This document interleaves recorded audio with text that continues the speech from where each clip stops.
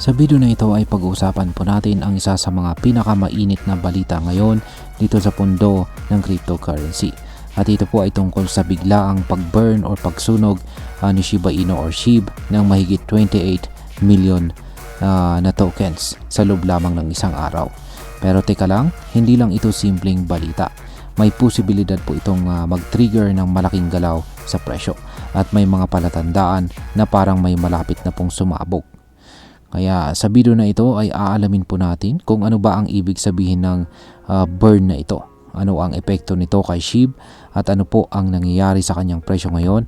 At syempre, ano ang pwedeng kahinatnan nito para sa atin bilang mga Pinoy crypto traders at investors ni SHIB. Pero bago po tayo magpatuloy ay pakibasa na lamang po muna ang disclaimer dito sa ibaba ng ating screen.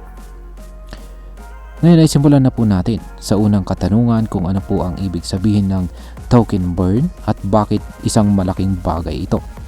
Kaya ano nga ba talaga ang token burn?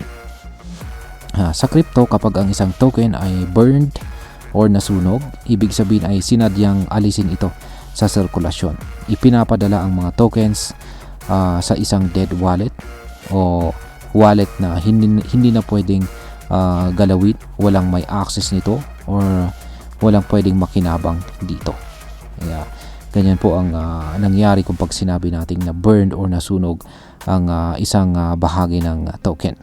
Pero yan parang ito ay pagputol ng supply ng isang product. Kung mabawasan po ang supply pero tuloy-tuloy ang demand, pwedeng tumaas po ang presyo. Kaya nitong nakalipas po na April 20, 2025 nang biglaang nag-burn ang SHIB ng 28.5 million tokens, hindi ito basta-basta event. Mas lalo pang nakatawag ng pansin ang pangyayari nito at nagresulta po ito ng 3,273% na spike sa burn rate ni SHIB. Isang napakalaking pagtaas po yan. Pero bakit kaya nila ginawa ito or ginagawa ito? Ang simpleng kasagutan po sa katanungan na ito ay isa po itong strategic move para bawasan ang supply at hikayatin ang galaw ng presyo na tumaas. Ibig sabihin ay may layunin po ito na muling paigtingin ang interes kay SHIB at gisingin ang mga bulls o mga traders na naniniwalang tataas ang presyo nito. Ngayon ay ano po ang nangyayari sa loob ng SHIB network? Ayan. Ngayon, hindi lang po burn ang interesting dito. May mga on-chain signals din na nagpapakitang may buhay si SHIB sa likod ng tahimik na presyo. Sa nakarang linggo ay tumaas po ng 5.74% ang bilang ng mga aktibong wallet addresses. Ibig sabihin ay dumadami po ang gumagamit o nakikipagtransact gamit si SHIB. Bukod pa dito ay tumaas din ng 31.11% ang mga tinatawag na zero balance addresses. Madalas ay sinyalis ito ng wallet cleanups, token burns at internal transfers, kung saan ay ibig sabihin ay may mga galaw talaga sa loob ng ecosystem. Oo, bumaba po ng konti ang bagong wallet creation ng 8.57%. Pero hindi ibig sabihin nito ay nawawalan ng interes ang mga tao. Sa halip parang naghahanda lang ang buong SHIB community. Para bang hinahasa ang espada bago makipaglaban. Ngayon ay ano naman po ang estado ng presyo ni Shiba Inu ngayon? Ngayon ay sa panahon po ng nung nailabas po ang balitang ito, si Shiba Inu ay naglalaro sa mga presyong 4 zero digits 12.18.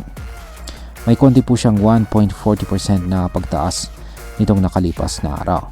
Pero wag po ninyong maliitin ito. Ayon po sa technical na datos, si SHIB ay naipit po sa pagitan ng presyong 4 zero digits 11.06 at saka 4 zero digits 12.90. Isa po itong critical na price range. Parang nakakompress po na spring. Naghihintay lang ng spark para sumabog. Kapag nabasag po niya ang resistance sa 4 zero digits 12.90, may posibilidad po na magpatuloy ang kanyang pagtaas hanggang sa presyong 4 zero digits 14.28, kung saan ay historically ay lugar ito kung saan madalas lumalabas ang mga sellers. At habang nangyayari ang lahat ng ito ay nagiging mas solid naman ang support sa bandang presyong 40 digits 11 hanggang sa 40 digits 11.10. Kaya kahit wala pong malalaking price swing sa ngayon, nasa ticking time bomb zone itong si SHIB. Kapag sumabog ito, maaaring mabilis at malaki ang magiging paggalaw ng kanyang presyo.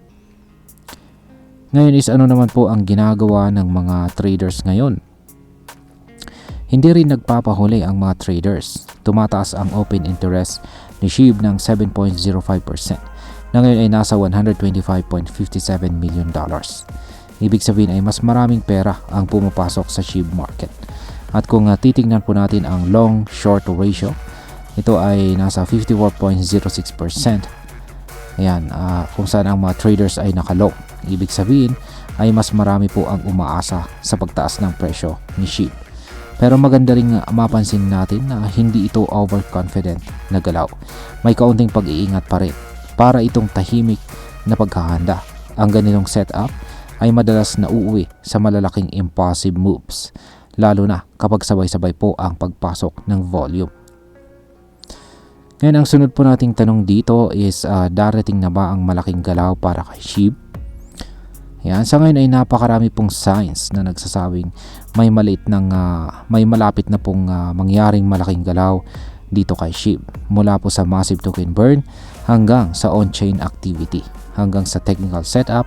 Parang iisa ang sinasabi ng mga indicators, at yan po ay naghahanda na si SHIB para sa isang breakout. Pero kahit promising po ito, dapat po nating tandaan hindi pa ito confirmed breakout. Hanggang hindi po niya nababasag ang resistance, wala pa tayong full confirmation. Kaya ngayon, si SHIB ay nasa isang high alert zone. Yan, high alert zone.